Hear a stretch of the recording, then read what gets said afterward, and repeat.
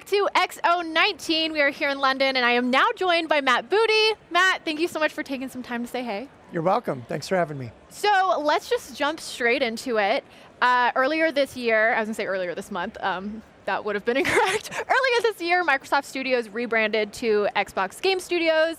How has that kind of changed what you and your team do? Or has it changed what you and your team do? Well, it's interesting you bring that up. We spent some time thinking about it, and we really deliberately put the word game back in the name because we wanted to make sure that that was our focus. So really it is our #1 mission, which is to bring great games to our fans. So we wanted to make sure that that word was front and center. And games is right, because you guys have a ton of studios under that umbrella now. What exactly have you been looking for in a studio that you guys decided to acquire and kind of bring into the family? I think if you look across all of our 15 studios, the thing that you'll see is that they're all creator-led. Many of the studios that we've had for quite a while, plus the new ones that we've added, they all have in their leadership people that come from a creative background. And I think that's something that's really important to us and something that we want to build on going forward.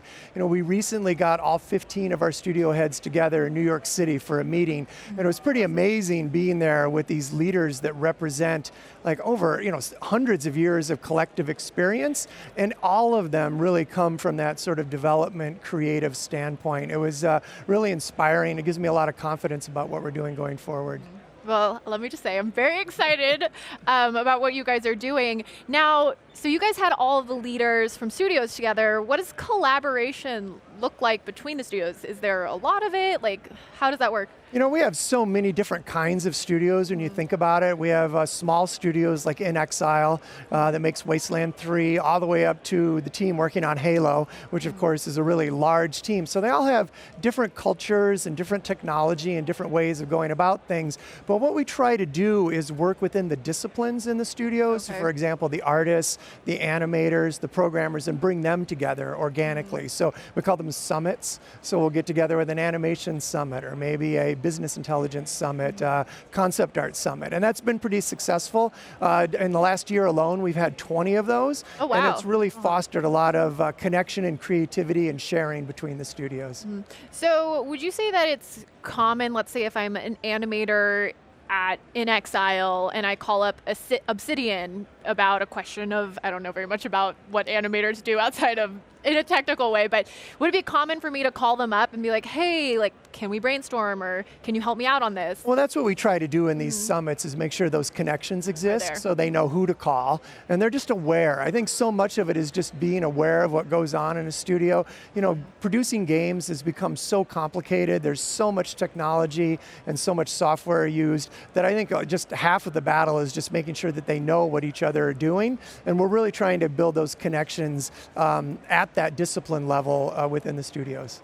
So in some E3 interviews I was watching, you talked a lot about technology and creativity coming together, and that really is what games is.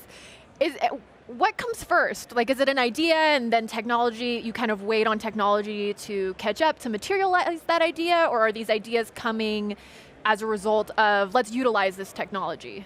Yeah, it's a great question. One of the things that I love the most about being in games is that it is always at that intersection of cutting edge technology, but it's also, games are different than things like movies and books and music. We have a unique ability to tell stories in a way that engages the player and brings you into a deeper level of emotion. And I feel that we're both at the cutting edge of storytelling and this cutting edge of technology, and they sort of bounce back and forth off each other. So I think we really are at the front of those all the time, and it's more of a back and forth and a mixture as opposed to one leading the other. Interesting. That's so beautiful. I love that. So speaking of technology, Project X Cloud is it's a coming. Cloud games is right there as being a very normal thing as a player. Now, how has that changed the development approach towards games? Has it changed at all? Well, the interesting thing for us is that the way Project X Cloud works is that pretty much any game that runs on an Xbox will run on Project X Cloud. And that's really what we think is a big advantage of our Project X Cloud, is that it will launch with this incredible library of content. Here today at XO, I think we're announcing close to 50 new games becoming available as the preview rolls out more broadly. So for us, it really becomes more about trying to reach a broader audience, right? Are there people who may not have encountered Halo yet because they don't have a console and they play often more on PC or on mobile? And how does Project xCloud take our AAA console content and make that available on a broader range of devices? I love that.